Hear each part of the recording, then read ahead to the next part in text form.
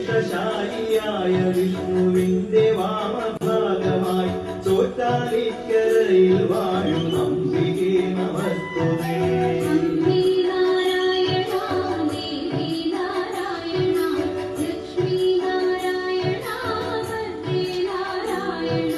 സകല ലോക ജീവികൾക്കും അമ്മയായി ഉമ്മയായി ചോറ്റാനിക്കരയിൽ വാഴും അംബികേ നമസ്തുതേ.